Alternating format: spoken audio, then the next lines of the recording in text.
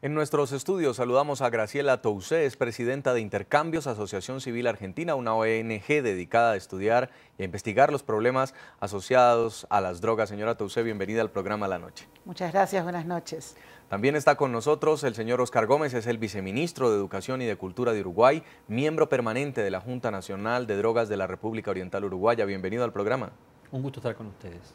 Y también saludamos a esta hora a Edgar Gutiérrez, es el embajador en misión especial para la reforma de la política de drogas de Guatemala y exministro de Relaciones Exteriores. Señor Gutiérrez, bienvenido a La Noche. Buenas noches, gracias. Quiero comenzar con usted, señor viceministro Gómez. Esta propuesta que ya el propio presidente Mujica dijo, alguien tiene que ser el primero, pues ha generado euforia, ha generado apoyo, pero también muchas dudas y hasta cierto rechazo, no solo en Uruguay, sino también en la región. Y es en particular porque todo el mundo quiere saber cómo van a regular el consumo de cannabis.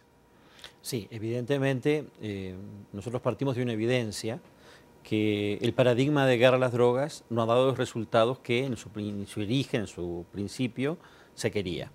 El paradigma ese, que desde el año 61 rige prácticamente en todo el mundo, no ha logrado sus objetivos. Por lo tanto, entendíamos que era oportuno discutir y abordar con coraje un nuevo paradigma que tiene que ver con el control estricto en la producción, la comercialización, el menudeo y fundamentalmente, como lo expresa el artículo primero de la ley que actualmente se está discutiendo. Yo quiero señalar que lo que ustedes planteaban recién fue una propuesta del Poder Ejecutivo que yo integro, que no prosperó en la Cámara de Diputados y fue sustituida por una ley que mantiene el espíritu, pero profundiza y hace un trabajo procedimental sobre cómo se piensa implementar.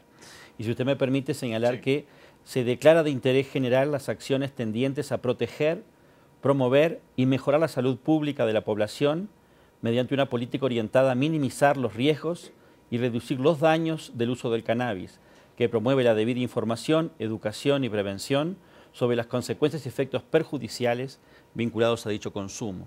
Es decir, estamos partiendo de un enfoque en derechos humanos, en salud y fundamentalmente en buscar mecanismos que inhiban un proceso de escalada en la violencia. Este proyecto también va a someterse a discusión para pasar en el Congreso.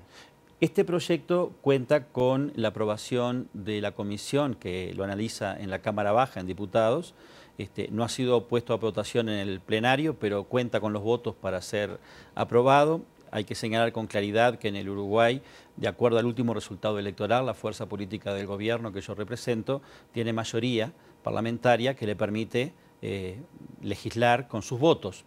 No obstante lo cual, entendemos que es un tema de enorme sensibilidad social y que por lo tanto promover el debate incluye a aquellos que en primera instancia no concuerdan con él, están desinformados, tienen prejuicios, no tienen otras alternativas que proponer sobre la mesa y por eso es una instancia de debate donde es conveniente que, por ejemplo, la diputada Piñeirúa, que integra el Parlamento por la oposición, se le caiga alguna idea y pueda promover alguna cosa distinta a la que hemos promovido desde la fuerza política de gobierno. Y ya vamos a conversar todos estos pormenores de cómo sería implementado. Quiero preguntarle a usted, señora Tousé, ¿usted cree que la región seguiría a Uruguay en una intención de regularizar el consumo de drogas?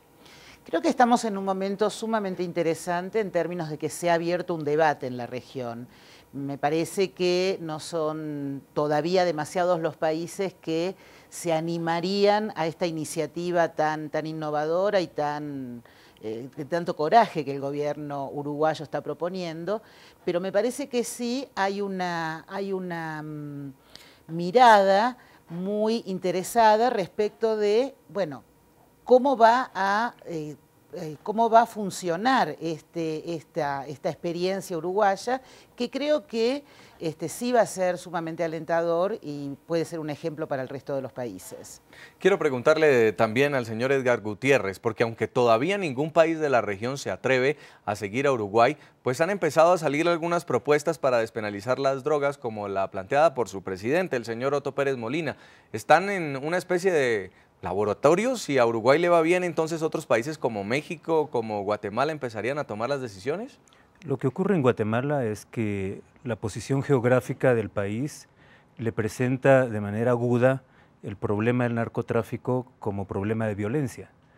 Entonces, la problemática, el sentimiento principal del país es la violencia, por un lado, y por otro lado, el daño que provoca esta violencia en el tejido de una sociedad que recientemente logró librar una guerra civil de 36 años. Entonces, la prioridad nuestra es disminuir los altos índices de violencia, 38, la tasa de homicidios en el país es de 38 muertos por cada 100.000 habitantes, 6.000, estamos hablando de 6.000 personas que son asesinadas cada año. Producto del narcotráfico, un 40% de estos asesinatos. Ahora, señor viceministro, para volver al caso uruguayo, ¿el Estado va a ser el productor y el vendedor de la marihuana? Yo querría, en primera instancia, señalar, si usted me permite brevemente, algunas diferencias que el Uruguay tiene con respecto a otros países. Sí. Es el tamaño, es un país de 177.000 kilómetros cuadrados, sin montañas, sin selvas, donde es posible hacer un censo agropecuario que determine cada predio qué está produciendo y por lo tanto el control se está haciendo de manera natural. El Estado no tiene como objetivo el producir el cannabis. No obstante ello, hay que tener en cuenta que el lugar donde se cultive tiene que tener las garantías y seguridad para que no haya escapes en el mismo. Y por lo tanto, la creación del Instituto Nacional del Cannabis va a ser es el organismo que va a regular todo lo concerniente a producción, a control de especies. Reconozcamos que hay más de 200 especies de cannabis, de las cuales las que tienen posibilidades de ser plantadas de acuerdo a la ley son 6 o 7 especies que tengan... ¿Y cómo garantizar que otros productores que no sean los que estén registrados con el Estado empiecen a hacer competencia o a evadir la ley y hacerlo por su cuenta? Bueno, hoy por hoy el mercado es totalmente desregulado.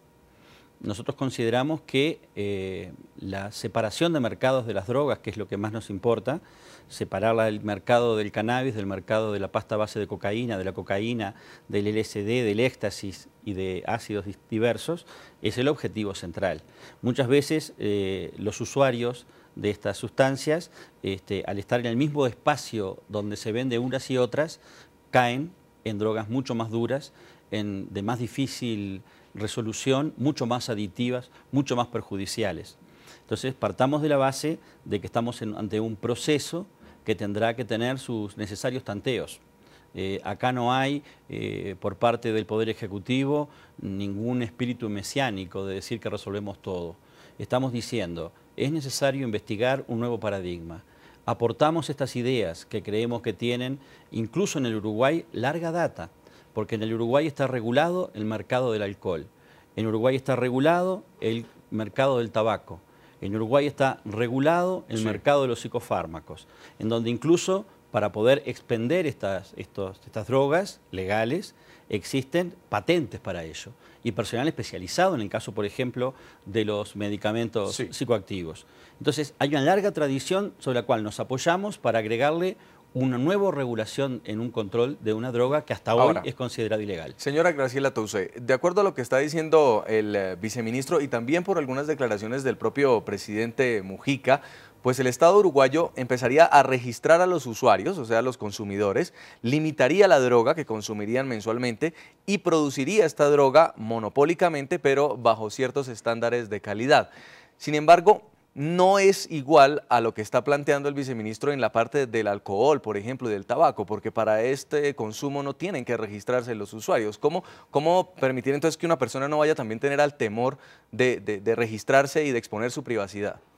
Tengo entendido que el punto acerca del registro de los consumidores es un punto que no sé si ha quedado, el viceministro nos podrá clarificar si ha quedado excluido del proyecto, pero por lo menos ha sido discutido.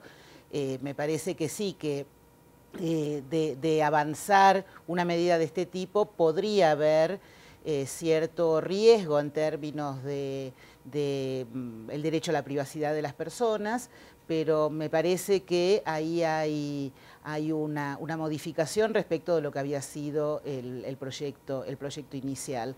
De cualquier manera, me parece que aquí hay un cambio sustancial en términos de hacer un pasaje que es un pasaje radical respecto de considerar a una persona que opta, a un adulto, una persona mayor de edad que opta por propia decisión consumir una determinada sustancia que hoy está colocada en el campo de lo ilegal y que por ende genera que esa persona sea visualizada socialmente, y en muchos países, como es todavía el caso en mi país, en Argentina, no así en Uruguay, sea no solamente visualizada socialmente, sino considerada penalmente como un delincuente, hacer un pasaje radical en términos de considerar que esa persona tiene un derecho a elegir un determinado consumo. Sí.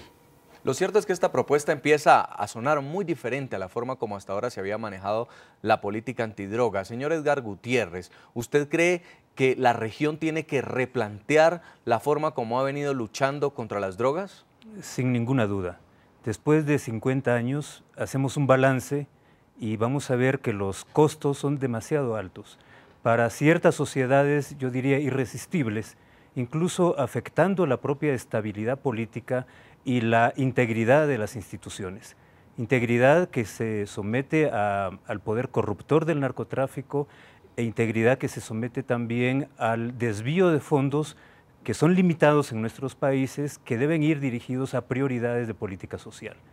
Hemos pedido a la OEA que haga de manera científica, acudiendo a expertos, a especialistas, que haga este análisis de conjunto de qué nos ha dejado, cuál es el balance de la política antidrogas en los últimos 50 años, y a partir de allí poder describir, dibujar algunos escenarios sobre políticas que los presidentes deberían de considerar y debatir con sus parlamentos, con sus sociedades. ¿Por qué el tema, señor viceministro, debe ser concertado con toda la región? ¿Por qué se tiene que tratar a nivel global? ¿Y cuáles son los riesgos que han analizado ustedes con que un solo Estado o un solo país empiece a aplicar una política como esta? Siempre estamos alentando que los temas de políticas de drogas se hacen en clave regional, en clave continental. No pensamos que no pueda hacerse separado entonces de un debate que estamos apoyando y que estamos participando en la OEA, que estamos participando en UNASUR, que participamos en Mercosur, en todos los ámbitos internacionales. Yo querría señalar que hay dos riesgos que queremos minimizar. Uno de ellos es el que la historia ha demostrado en el caso de Holanda, con la liberalización del consumo de la marihuana, que ha llevado a un turismo de drogas. El mecanismo por el cual nosotros queremos inhibir este riesgo está dado por lo que va a ser el cartón identificatorio del consumidor, que no tiene nombre, que sí tiene código de barras, que por lo tanto va a estar altamente garantizada el anonimato de la persona que lo utiliza, no así el consumo por encima de los 40 gramos mensuales. Creemos, por lo tanto, de que acá está el primer elemento de buena convivencia de vecinos, que es que la venta va a ser exclusivamente a residentes y que además tengan, a través del Sistema Nacional Integrado de Salud, la posibilidad de demostrar de que el cannabis no tiene efectos colaterales secundarios más allá de los conocidos, nocivos, que tiene para toda la ciudadanía. Por lo tanto, creemos que ahí hay una cauterización del riesgo de mala vecindad en tanto a las medidas que se están adoptando para ello. Vamos a hacer una primera pausa comercial en el programa La Noche. Ya seguimos debatiendo nuestro tema de hoy, América Latina y sus nuevos retos en la lucha contra las drogas.